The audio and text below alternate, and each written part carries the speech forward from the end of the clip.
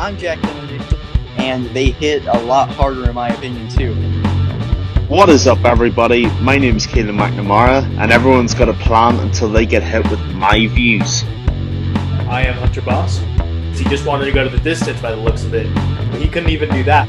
And this is the MMA Island Podcast.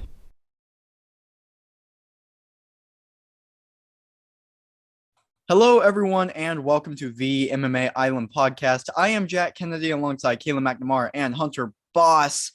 So, we have a great podcast on hand today. Lots to get into. Let's start with the news. And the news today is that Aljamain Sterling actually had to pull out of his fight against Petr Yan. This actually broke a little bit ago. You know what's going on. But Corey Sandhagen is going to be stepping in to face Petr Yan at UFC 267.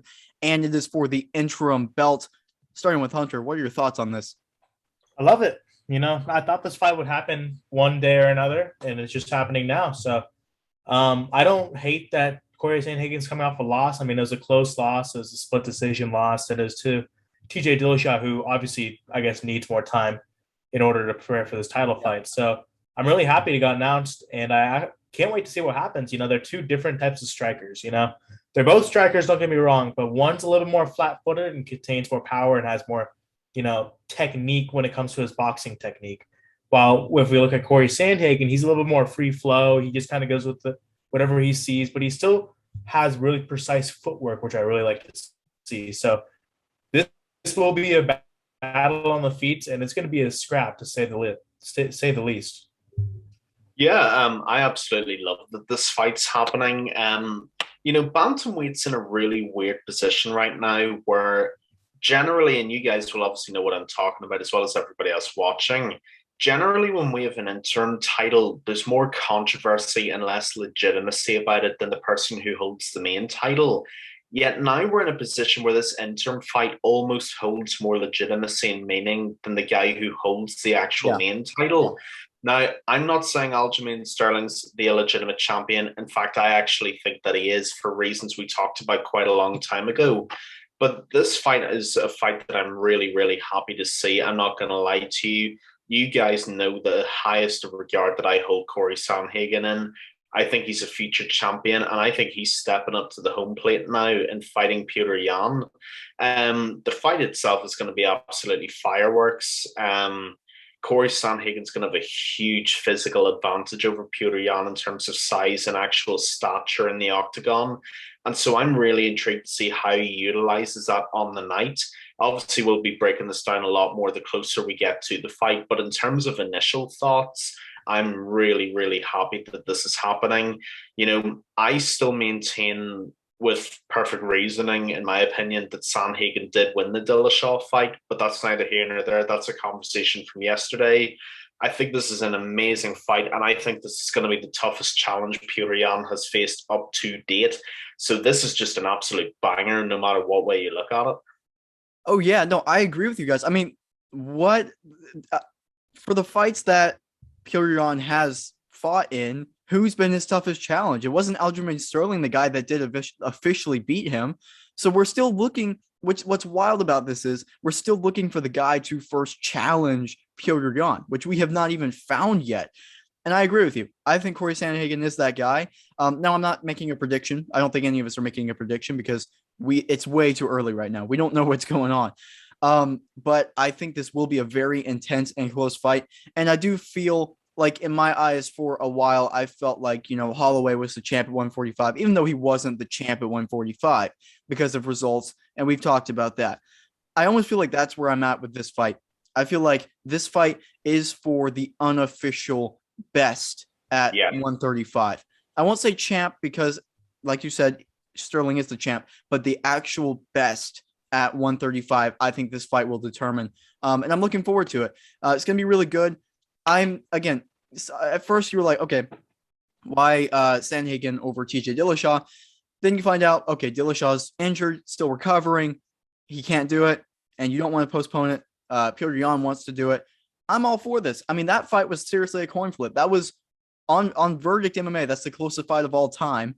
And for me watching it, it's seriously a coin flip. I gave it to TJ just because a little bit more octagon control in the fifth round is why I gave it to TJ Dillashaw. That just shows you both guys are absolutely willing for a title shot. And Corey Sandhagen, up to this point, I mean, he proved it before that too. So I am not against this at all. It's going to be a banger. It's going to be fireworks. And it's safe to say it is going to be one of the best title fights that we'll see on not only on UFC 267, but on the second half of the year. Lots of good fights coming up. And let's get, or do you want to say something else? How about this? You guys are not going to make a prediction, but I'll make a prediction. Okay. This is how highly I rank Peter Yan here. I think Peter Yan is the best boxer in the UFC currently. Wow. Okay. I'm going to rank Peter Yan. He's not only going to win this fight, he's going to win this fight by stoppage come maybe round 3. I love it. All right. Bold prediction. Okay, now you've drawn out my prediction, and I'm going against that. Oh. I'm sorry. I'm not having this. I'm not having the disrespect in Sandhagen's name right now. I think what Sandhagen's going to do in this fight, there's only one mistake that Sandhagen made against TJ Dillashaw. The rest of his fight was perfect. I think we'll all agree.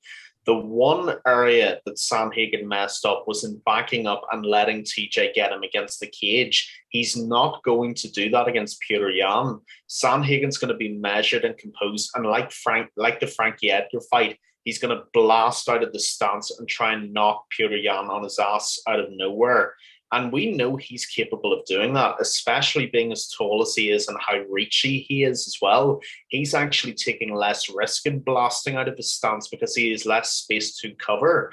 Whereas Peter Yan to finish Corey Sandhagen, he has more open ground to cover because he won't make up the distance as quickly as Sandhagen will. So, I mean, I respect the prediction a lot, Hunter, but I think it's extremely bold, especially at this stage. I'm going to give a very, very tacit early prediction. I think Corey Sandhagen's going to be the first guy to really crack and hurt Peter Yan.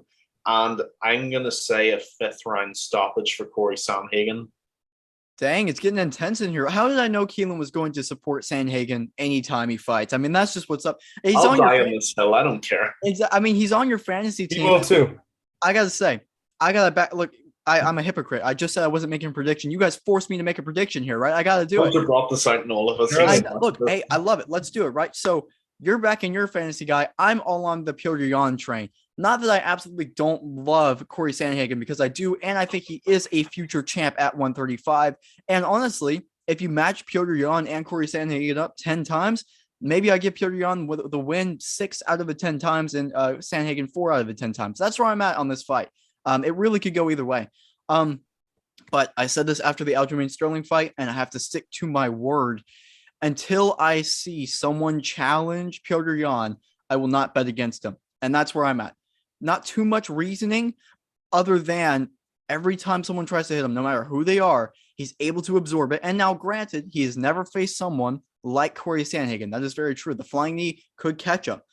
But until I see him actually get hurt off of a punch or a strike like that and not be able to push his gas tank through all 5 rounds, I think that's the biggest X factor. Peter Yan will not stop going. He will absorb your best strikes and pour it on you. And on the ground, I actually give Peter Yan a big advantage over Corey Sandhagen as far as wrestling and everything goes. So if he is getting lit up on the feet, he might be able to take him down and control him on the ground. So yeah, I like Peter Yan in this fight, but hey, I mean, look, early predictions, UFC 267 is a while away, but hey, this is a great fight and we're all split up. This is the first time talking about it. We're going to get very heated as it goes on. I already know it. I know Keelan's already masterminding different ways that Corey Sandhagen's going to win. So we'll get to that very soon. As for now, next is you already you see the snide looks I get here for defending Corey Sandhagen. Hey, look, no, it's not a bad pick. We'll get to it. All right. We have lots of more Corey Sandhagen, Peter Yan content coming very soon. Don't worry, people. Lots more of debate. So it's time for the best of the best. And this is an odd one, but let's get into a new Hall of Fame inductee, Jon Jones, who mere hours later, after being inducted to the Hall of Fame, gets into a domestic violence charge, breaking in or headbutting a police car. He's arrested again. It happened again. Add that to the notable list of Jon Jones incidents. The question is, all right, everybody's been talking about this. Our question is, and what this makes this a fascinating topic is, should Jon Jones be in the UFC Hall of Fame? Hunter, what do you think? I'm going to be the bad guy in this one. I'm going to say yes, John Jones should be in the UFC Hall of Fame for a few different reasons. I mean, the UFC Hall of Fame isn't just highlighting who you are as a person; they're highlighting your UFC career. And you take a look at John Jones's UFC career. He has one of the best, if not the best, careers. I mean, 11 title defenses in one of the most difficult weight divisions, and we don't think it's one of the most difficult weight divisions now, but that's because John Jones cleaned out that weight division 100%. year on, year Right. past. So the reason why John Jones should be in the UFC Hall of Fame is because his pure skill and his record alone. I'm not saying to take into account how good of a person he is and if he goes onto church on the Sundays. No, he was one of the best UFC fighters, and he still is one of the best UFC fighters. So that's why he should be in the UFC Hall of Fame. Yeah, look, this is an incredibly, this is a two sides of the coin argument. This is split right down the middle. You can be the good guy, you can be the bad guy, you can be the gray guy and all of this. And I'll approach this from the gray guy perspective. I'm not actually going to say Hunt is the bad guy because I think he makes an extremely fair argument, actually, even though he's made his little remarks about Corey Sandhagen. I see. Thank you, Keelan. It means We're a past lot. that. We're saying I'm past not the that. bad guy. I'm happy. No. I mean, look, it's a fair argument. I mean, at the end of the day, combat sports is combat sports, and fighters are there to fight. And when it comes to solely the question of fighting, there are very few, if any, that have ever been better than John Jones, and very few that will ever be better again. I mean, for those of a certain age who can remember John Jones at the beginning, most of his opponents, seasoned veterans, mind, were broken and defeated before the fight even begun. I think about the Lyoto Machida guillotine. I think about the Shogun fight. Vitor Belfort nearly broke his arm with an armbar. He still beat him. Yeah. The Gustafsson fight for which he was inducted, probably still the greatest 205 fight there's ever been. I mean, if we're talking about this strictly from a combat sports perspective, then there is no question to answer. He should be a Hall of Famer. The problem is, and where this becomes very nuanced, is mixed martial artists are meant to be an example to people. Right or wrong, that's what they are. Mixed martial arts is about as much being a role model as it is being a fighter. And if we're approaching it solely from that perspective, then there's no question to answer. But on the other side, no, he shouldn't. And the problem is, he has as many police arrests, as most people have title defenses. If anything, he's coming up on his own title defense record in DUI charges and things that I will not even get into for legal reasons, funny enough. But the problem is with John Jones is that he's making himself look worse and worse every time this happens. I mean, to be honest with you, and again, this is solely my opinion, I'm not endorsing anything or anybody else. I think with the first couple of arrests, not the pregnant hit and run one, I'm not including that in this. I think the drug charges and the initial hit and run, I think it was his Bentley into a light post in Albuquerque or something a few years ago. I can almost forgive that in a weird way because he was so young and he became so famous so quickly. I get that. If he'd have gotten help early on and he'd gotten a good team around him, we wouldn't be having this discussion. There wouldn't be anything to answer. The problem is he's been through the fire so many times and been given so many chances that there just isn't an excuse anymore. I mean, Jesus, John Jones, you're nearly 30, if not over 30. You're a grown-ass man now. There's no excuse for this behavior anymore. And I mean, look, like I said, I'm not going to read out the list of charges that he's had thrown at him because God knows he's had nearly all of them. But it's a question I can't really answer, even though I really wish I could, because the solely fight fan side of me is saying, yes, I'm on Hunter's side. He's a Hall of Fame inductee and there's no questions asked. But the human being side of me is questioning that. And I think it's a side that we all have to give credence to because it's as big a part as the fight part too. If John Jones had gotten help early on, I'd be entirely on his side and I'd die on that hill and I'd defend him until the end.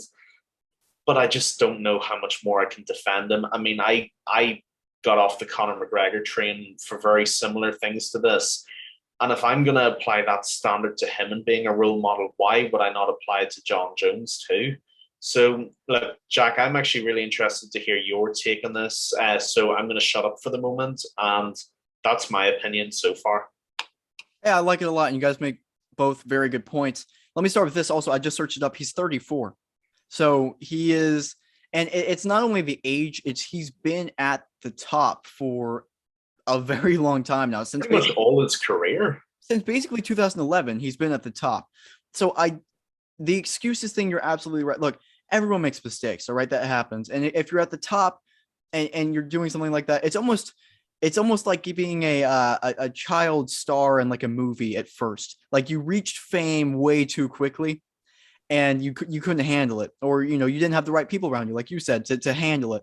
Um, John Jones is, kind of similar to that analogy, like most, wasn't able to ever self-correct himself through that. Now he would always say that he's doing this. He's always saying, even in the one after this, he's like, okay, yeah, he's benching. He's like, okay, I'm gonna be a better person. I'm changing everything. But where's the evidence of that? Every single year, there's a new John Jones incident. This happened, and it wasn't like, oh my goodness, I can't believe this happened. It's like, oh, it happened again. Another John Jones incident. Not even 6 hours after being inducted to the UFC Hall of Fame. Dana White's not even surprised anymore. Now, that being said, all of that being said, all right, let's start with this. Let's break this down first. Should he be inducted for the Gustafsson fight? Should he be inducted for the UFC Hall of Fame for a fight? Absolutely yes. It's about the fight, and yes, the fighters within it, and that should absolutely be there. I think when you get into the conversations, when you're talking about him as a person, like GSP getting inducted to the Hall of Fame, that's where it gets tricky. I still stand on. I'm on the Hunter standpoint of I think he should be in the Hall of Fame because of just the legacy that he will leave in the UFC. Just like I think, no doubt about it, Connor should be in the UFC Hall of Fame whenever it's all said and done, because those guys were instrumental to this sport being what it is today. And John Jones is, for a lot of people, in the conversation for the greatest mixed martial artist of all time.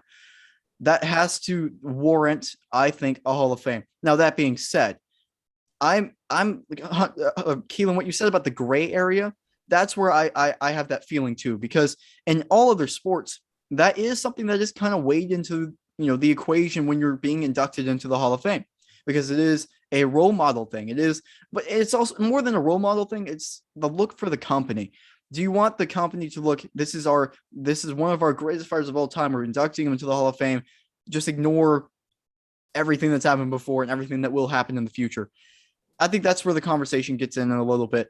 But when you're talking about the Hall of Fame, and especially the UFC Hall of Fame, it's just such it would be harder to leave him out, I think, than to put him in, because the Hall of Fame, the big question to get into the Hall of Fame, what's the question to get into the Hall of Fame? Can you write the sport of MMA without your name? And you can't write the sport of MMA without John Jones' name. And that's, at the end of the day, why I do think he should be in the Hall of Fame when it's all said and done. Now, that being said, I think that it should have been done way before this, and after like maybe the first or second incident. But now we're on incident number 8 or 7 or 8. I think there needs to be 6. Okay, we're 7's coming. All right, it's on this way. But I'm just saying there needs to be some sort of punishment that the UFC actually puts on John Jones for this incident. Will that happen? I highly doubt it. He's probably going to be fighting for the UFC heavyweight title next year, is my guess. But there needs to be something. I wish. I mean, if he was the champion, strip him of the belt again, but then they give him another shot. It's just such a tricky situation. But overall, to hit the shallow point, should he be in the Hall of Fame? The answer is yes, because you can't write the sport, especially the light heavyweight division, without John Jones. That's where I stand on it. Great point. I try to take emotions out of these type of things, especially when we're just debating who should be in the Hall of Fame, not whether or not he deserves it or if he's a role model or whatnot. He definitely is not a role model. I mean, if they were to punish John Jones, then they're going to need to punish Conor McGregor too. And they're not going to punish Conor McGregor. Which they should have done. I agree. They should. Don't get me wrong. They should. Yep. But the UFC is a company before they are a sport. They want as much revenue as possible. Of course, John Jones isn't giving them the revenue, but to punish him even more, it's not like you're not going to make a profit off of John Jones. So if they were going to profit, or if they were going to punish John Jones, then they should ban him. Honestly, they really should ban him. Say you're done with the sport. I mean, he's causing enough trouble for them as it is. So when you go out and do something like this, your punishment is being banned or you don't get a punishment at all. So for right now, I say there's no punishment. Keep him in the Hall of Fame. Do what you must with him, but he's not fighting in Vegas anytime soon. Yeah, I mean, look, guys, I actually really love the points you've both made. I genuinely do, and this is why I actually love these debates, because your points make me think of this from a totally different perspective, and I hope mine do for you as well. Oh, yeah. And I got this one phrase Jack just said that I really love, and it's, "Can you write the sport without him, or the legacy of the sport without him?" And when you phrase it like that, there's no question that you can't, because the 205 division is, they should, I mean, if John Jones hadn't gone through the various list of nefarious crimes that he's gone through, you could rename that division the John Jones division, because he ran through it like no one ever has before. But again, this is where perhaps I'm letting morality in too much, maybe, because at the end of the day, it is the fight business. If George St. Pierre had 6 arrests, would we still have him in there? If Anderson Silva had 6 arrests, would we still be talking about him in the same way? And, it's possible we might be, but we have to apply a threshold at the same time. And the thing is, what I'm concerned about with John Jones is, I love him as a fighter. I probably always will love him as a fighter. I grew up with him on his rise. John Jones is one of my biggest starts into the sport at the very beginning. But if we're not willing to draw the line somewhere, then where are we willing to draw it? What does this guy have to do to get banned? Does he have to kill someone? Does he have to kill a family in a car crash? I mean, where does this end? Ridiculous. It's ridiculous. I mean, look, I have no problem with controversy. Back in the day in WCW Pro Wrestling Reference, Eric Bischoff once said controversy creates cash, and there's never been a truer statement. But we've got to stop blurring the line at some point. And it's like Conor McGregor. What Conor McGregor's done for the sport will never be had again, that stratospheric rise. But if you're going to allow throwing a dolly at a bus and injuring people, if you're going to allow him smashing fans' phones and hitting old men in bars, then you're just not willing to do anything. And you're willing to give these guys a free rein to do what they want. And again, this is just my approach to this. As a fighter, there isn't any question, but as a human being, I mean, we have to allow that to come in here somewhere. I'm not saying that we have to be Mother Teresa when it comes to the fight game, because the fight game is the complete antithesis of that. But at some point, a line has to be drawn. I mean, even in, to give the people some references, the guys like Pete Rose and Shoeless Joe Jackson in baseball, you can't write the history of that sport without them. They still aren't getting into the Hall of Fame. Various other sports, stars are banned for various things, even though you can't write the sport without them. I think in time, perhaps in the next 10, 20 years or so, people like Conor McGregor and people like John Jones are going to be revisited as case studies. And people are going to assess where the hype should have been stopped and where power should have been taken off of them, because they were never capable of handling the power for themselves. As a fighter, there isn't any question John Jones is a Hall of Famer. He's a first ballot Hall of Famer fighter. But if you include the role model part in that, I'm just not convinced. I'm just not. Yeah, no, hey, Keelan, you made some phenomenal points there, and I would use those points. I agree with everything you said. And the only reason I'm saying, Hunter and I are agreeing on him being in the Hall of Fame, but in different ways almost. And that's kind of where I'm at. He should be in the Hall of Fame just because he was, like what I said earlier, because of you can't write the sport without him. But if we're talking about should he be banned, look, I'm in favor of that. And this might be a hot take, all right? But I will say this right now. I am absolutely in favor of that. I would have been in favor, past 2 times, to be honest. And it's because of everything that you just laid out right there. Does this guy that's doing all of this stuff time after time after time deserve to be fighting for the heavyweight gold his very next fight? The answer should be absolutely no. And hey, same standard applies. We're talking about Conor. Should he be, if we're talking right after the dolly and right after punching the old man in the bar, should he be allowed to fight again? Absolutely not. But will they fight again? The answer is absolutely yes, because of what Hunter said earlier. That's where the money is. The money flows. And John Jones, he might not have had the highest rated pay-per-views as of late, but whenever he fights next for that heavyweight strap, that will be up there for a very big pay-per-view, very big payday. And no matter what, even all this controversy, how much trouble it does cause for the UFC, it draws more eyes.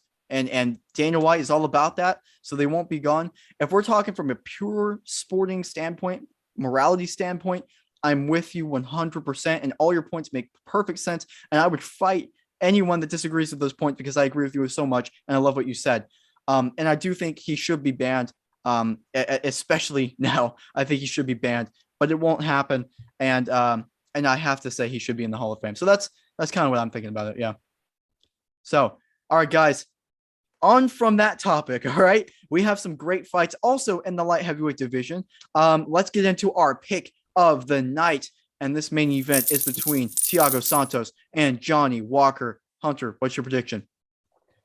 Thiago Santos. I think Johnny Walker is a very entertaining fighter, and he's very talented. He's really what you truly call an athlete when it comes to any sport. He is an athlete.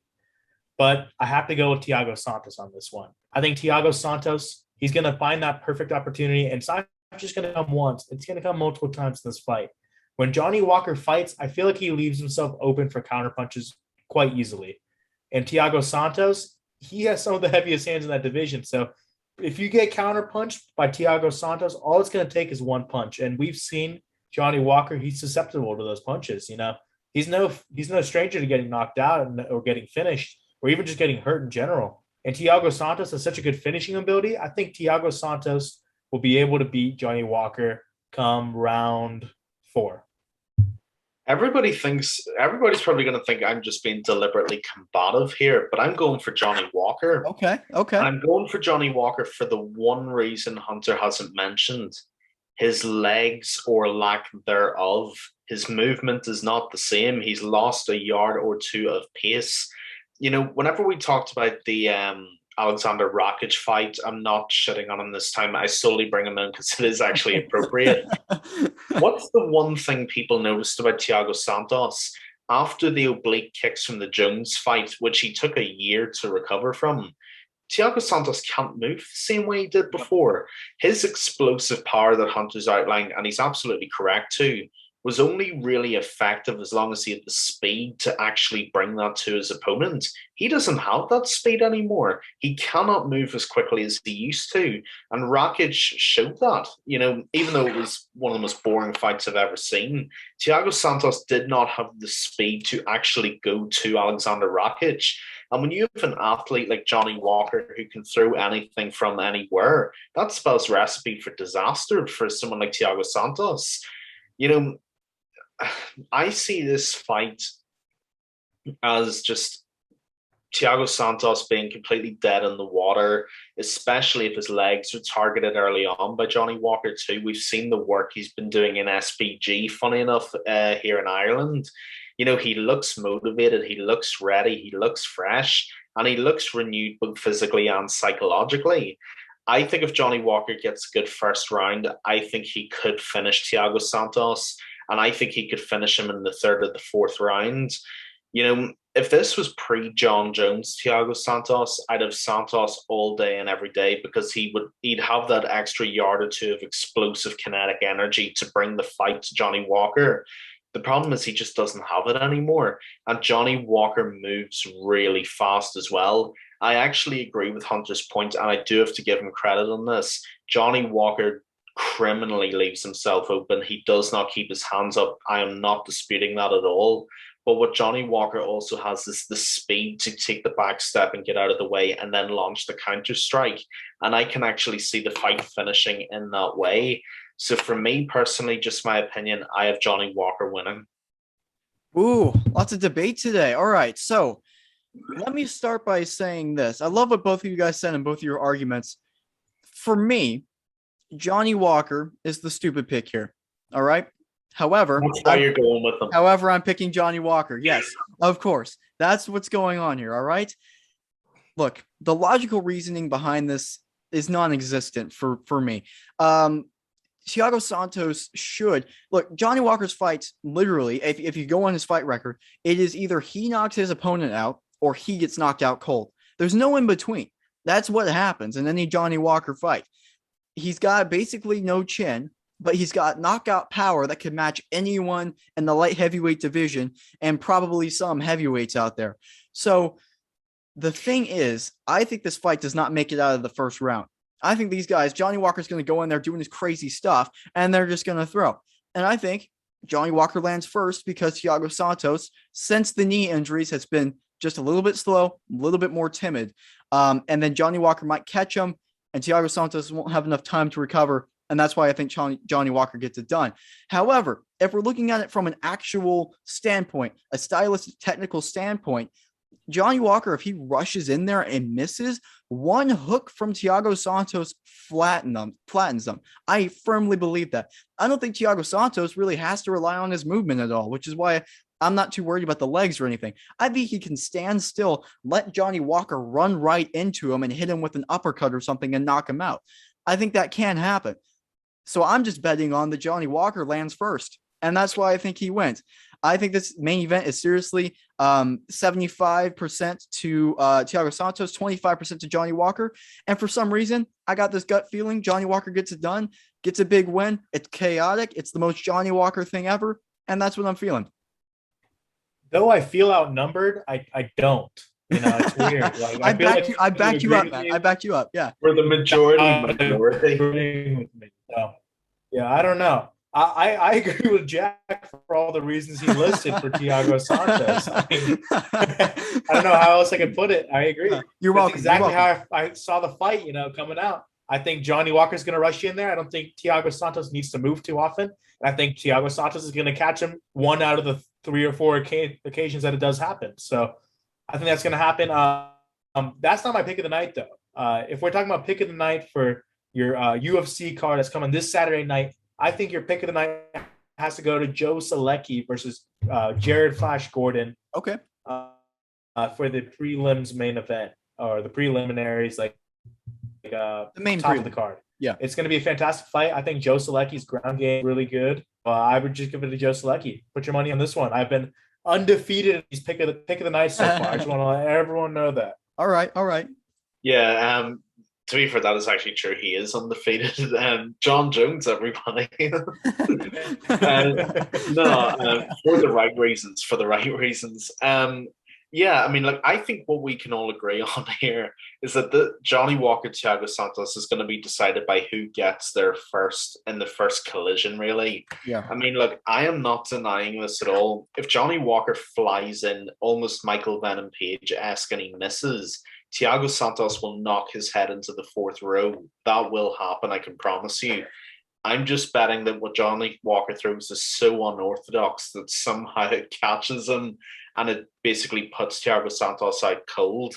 And it's a really good point that Jack made, because that is true about Johnny Walker. He either puts you to sleep or you put him into the shadow realm. He really is he's not a dull fighter, let's put it that way. I just think that uniqueness is actually going to be the difference for Johnny Walker. I think he's going to apply it, and I think he's going to win. And by the way, people do back Hunter's pick of the night as well, because he's not defeated. I mean, statistics alone back him up. Never mind the reasoning, the stats back up what he's saying. So I'm sticking with Johnny Walker in the main event, and I like Hunter's pick of the night as well. All right. Yeah. Hey, love the main event talk. All right, Hunter. I'm directly challenging you here. All right. Let's go. All right, pick of the night battle, okay? I'm taking Alex Oliveira, underdog against Nico Price. Alex Oliveira to get the win. Now, I'm not too hot on this, all right? I'm not too hot on this, all right? But I'm taking it on. Have you seen Nico Price? I'm not too hot on this, but listen. I'm just saying, all right? I'm going wild with my picks this Saturday, all right? I'm picking Johnny Walker by something, and I'm picking Alex Oliveira to get it done against Nico Price, directly challenging Hunter. This is where it changes, people. This is where the momentum changes. Hunter, your hot streak is over. Alex Oliveira taking over. Pick of the night is coming to Team Jack over here. I'm just telling you right now. My pick of the night, Alex Oliveira retires after this fight. Oh, no, that's cold. That's cold. Okay, if you get that right, I'm never betting against you. It's going to happen. Nico Price is the biggest name he's going to get for this future. The only person who could take away Hunter's undefeated record was someone from the inside. Can you believe it? This is madness. That's fantastic. Well, we got a lot riding on Saturday now off of this podcast. Lots to look forward to. Thank you, everyone, so much for listening. This was a really fun podcast, guys. As always, thank you so much for listening. Make sure to like and subscribe on YouTube. Follow us on Instagram at MMA.island. Check out our website, MMAisland.net. You can listen to us everywhere, literally everywhere, including iTunes and Spotify. Again, everyone, thank you so much for tuning in. Great podcast, guys. Thank you, guys. Thanks, everyone.